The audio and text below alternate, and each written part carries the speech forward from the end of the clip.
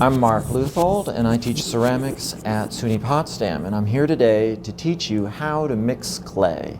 This is a very important part of this course because in this course I will be teaching you how to make art from dust. The recipe for making clay is 33 pounds of red art clay, 8 pounds of gold art clay, 5 pounds of hawthorn bond clay, 5 pounds of talc, 2 to 3 pounds of fine grog, 2 to 3 pounds of kyanite. In order to make clay, you need to have your dust mask to protect your lungs, and further along in the process, you'll need a large sponge and a Scotch-Brite pad. When you begin measuring your clay, you need to remember to zero out the scale first. If the arm is not floating between the two metal pieces, then what you probably need to do is add or subtract clay on the little counterbalance that you'll see hanging from the back of the scale, the back right-hand side of the scale. Make sure you zero it out with the metal bucket on the scale. Sometimes students will forget that gold art is only 8 pounds, not 33 pounds. So remember to set the scale before using each separate ingredient. Then you will mix the ingredients by hand in that silver bucket. Then before putting the dry mix in the clay mixer, you need to put 2 large silver cans of slip, liquefied clay, into the clay mixer first. Fill up the can twice, put it in the clay mixer. Then put your dry mix in.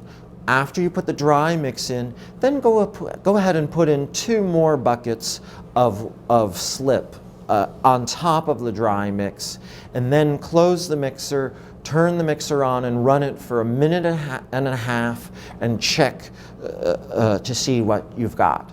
It should be still, the clay should be still quite granular at that point, and that just means, it looks like gravel at that point. And that just means that you need to add more slip. If you run out of slip, you'll have to add water instead. After 6 buckets, you probably shouldn't add any more. At that point, you should add 1/4 buckets of water. Using that same bucket, just use water. And then eventually it'll start to look like clay rather than gravel, and that means you're good to go. When using the clay mixer, be careful. It's an expensive and dangerous machine. The clay mixer has a wonderful safety mechanism. Whenever you open the lid, it will shut off automatically, and that will obviously prevent you from getting your hands mangled. The other thing is, never allow the clay mixer to run more than a minute and a half at a time, and never leave the clay mixer without someone watching it. The machine is very easy to operate. There are 2 buttons. They're sheathed in plastic because you're probably going to have muddy hands, and I don't want you to clog up the buttons because they'll stop working if they get clogged with clay. The green button is on, the red button is off. When you pull the clay out to inspect it, feel it, rub it, wedge it. You might even make a little coil to see how it is, because this is it. Generally, I recommend that you make the clay a little bit on the soft side because it will age quicker. And when it ages quicker, that means it will be less likely to crack. It'll be more easy to work. Okay, once the clay is ready, you need to turn the mixer off, obviously, and just pull the clay out, and you're going to bring it over to the wedging table and block it. Pound it into big blocks and push a hole in it, not all the way through, with your thumb, and add water into those holes and store the clay.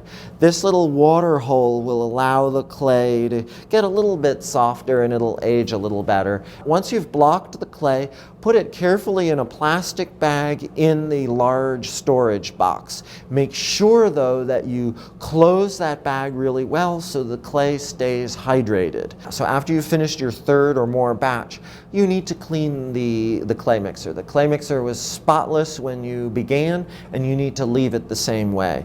Cleaning it is probably the hardest part of the whole process. You'll want to find those spatulas, those metal spatulas, and scrape out as much as you can. And don't forget to close the lid and turn the blade so that you can get into places that are blocked by the blade, you might have to do that 2 or 3 times to scrape out all you can. Once you've finished scraping out all you can, then you'll want to pour some water into the clay mixer. Then with a scrub brush, which you should find by the sink, and your Scotch-Brite pad, go ahead and just scour the whole interior of the clay mixer. Then, when it's clean and the water is very, very muddy, you'll want to empty out the clay mixer. To empty out the clay mixer, you need to pull that T-shaped lever on the bottom, and you need to slowly lower the clay mixer. That's a 2-person job because that clay mixer weighs more than a pound. And you'll want to get the black rubber buckets in front of the clay mixer as you slowly lower, and then place a sponge in the middle, and you'll see you'll create a waterfall of the muddy water into those rubber buckets. Allow all the water to drain out, and then with your hand scoop out all the remaining clay sludge that you see in the bottom of the clay mixer. Then when that's mostly out, go ahead and prop up the clay mixer again, pour more water, and repeat that process 2 or 3 times. Now again, you'll need to close the lid a couple of times and revolve the blades so that you can get into the nooks and crannies that you missed because the blades were in the way. The muddy water can go into the sink, and the clay sludge should go back into the slip bucket. So once you've mixed your clay with your cohorts, remember that you need to mop and clean the floor, and that will involve sweeping and mopping. Use soapy water in your bucket. Change your bucket of water maybe 1 time, and leave the room very clean so the next person mixing clay will be happy to hear that you came before them. Congratulations. You have successfully completed a very important primary step of making art from dust.